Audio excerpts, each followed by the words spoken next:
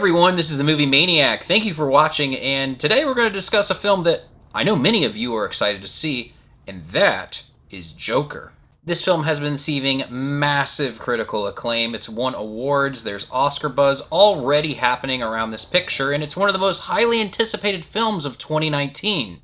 So the big question on everyone's mind is, does it live up to the hype?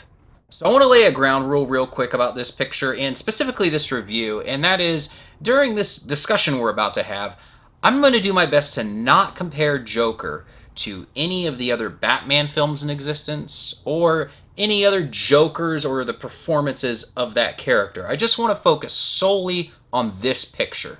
And to bring it back to what I was just saying moments ago, Joaquin Phoenix absolutely delivers an Academy Award-winning performance. It is incredible. It's the performance of the year. I'm convinced that he was taken to a dark place while filming this movie because you can't hit the nail on the head the way he does here and not slowly have that begin to affect you. This is a masterfully directed picture. You get Martin Scorsese and Darren Aronofsky vibes throughout the entire runtime. And that's not something you can say about every movie that you see. So we are talking about very high-level filmmaking on display. And the cinematography is stunning because there's two types of cinematography I talk about a lot. One is cool cinematography, and the other is meaningful cinematography. You notice a lot these days that there's just a lot of cool factor and making things look visually appealing, which is great, and I do think that's necessary. But for it to all have a layer underneath it and all of it be motivated, that is a completely different animal, and that's what we have here. The music is beautiful, so we have a great score to accompany the imagery, and everything packaged together does such an incredible job at capturing the mood that they're going for. The first half of Joker is a piece of art. As a matter of fact, I'll tell you this in advance, I would give the first 45 minutes to hour of Joker a 9.5 out of 10, and I'm not exaggerating. I don't think the second half of this movie is bad, it just doesn't have that amazing setup, that amazing level of filmmaking that we were brought into. And I think that it's for a couple reasons, and I won't get into spoilers.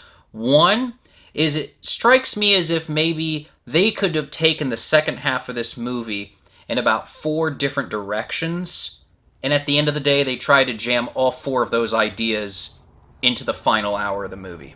The second possibility that I'm willing to consider is that there was some studio interference, because this is such a wild departure from any movie we've ever had with this character in it. I could see producers, some studio heads coming along and saying, hey, we do have faith in your project, but the audience does need to be reminded of certain characters and certain things about the world that he inhabits, and that may have caused certain things to get kind of jammed in and take it off and certain other directions, which now we have to have Joker do some other things that kind of tie into some nondescript situations, because I won't go there, spoilers, but hey, I could be wrong. Maybe they had this in mind all along. To me, it felt like it was getting a little off track. Now, never does it get bad, and never does it get mediocre. It goes from very good, and then it kind of comes back around to levels of greatness. I also want to mention that Robert De Niro is fantastic in this film. This is a great performance. Every time he's on the screen, he absolutely kills it. Really loved him here, and it's great to see him back, and he just feels so at home in this world. People want to know what I'm giving this movie. What do you give it out of 10? Where is it on your scale? That's so hard for me to come up with an answer right now. Like I said, I do think that the first 45 minutes to an hour are 9.5 out of 10. I almost never give that number out. The second half has some issues, but it never becomes anything subpar. It just doesn't live up to that first half. So I'm going to say, don't want to go too high. I don't want to go too low. You know, the more I think about this, the more I realize how incredible it is. I'm going to give Joker an 8.5 out of 10. This is easily in the top films of 2019. This is an award winner. And this is a love letter to people who love the cinema. The only other title from this year that maybe comes close to what we have here with Joker is Quentin Tarantino's Once Upon a Time in Hollywood. Now, don't mistake what I'm saying here. I'm not saying you should go into Joker and compare it to Once Upon a Time in Hollywood. I mean this in a very general sense. And while this might not be a perfect film, the first half of the movie is essentially as perfect as it can get. What am I supposed to do? Obsess on the fact that the remaining hour is closer to an 8 and not a 9.5? I mean, I don't want to get too silly in this rating game here. I want to just give this an insane amount of credit. These kind of films don't come along very often. This is a real treat. This is a picture that's going to be revisited for decades. I'm pretty confident about that. Hey, Maniac, you're crazy. This movie's a 10. This movie is an 8.5 out of 10. This movie's like a 5. Joker sucked.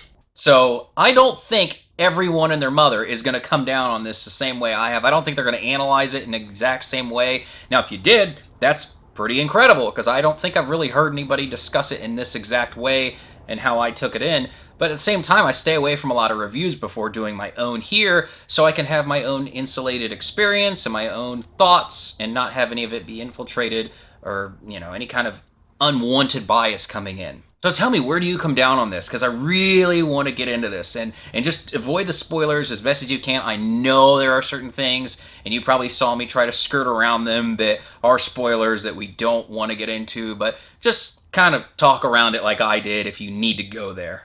Well, damn, Halloween's just around the corner. I think it's time to get a little spooky. Maybe I should throw in some horror reviews, some older movies here. I don't know. I'm going to have to think about it. I got to do something special for Halloween. I really should decorate this. Huh. Yeah. Well, until I do something cool like that, pop this baby in, because you're getting in that spirit now. It's the Halloween spirit. As always, you guys, make sure to hit that notification bell, like, comment, and subscribe so you can stay inside the mind of a movie maniac.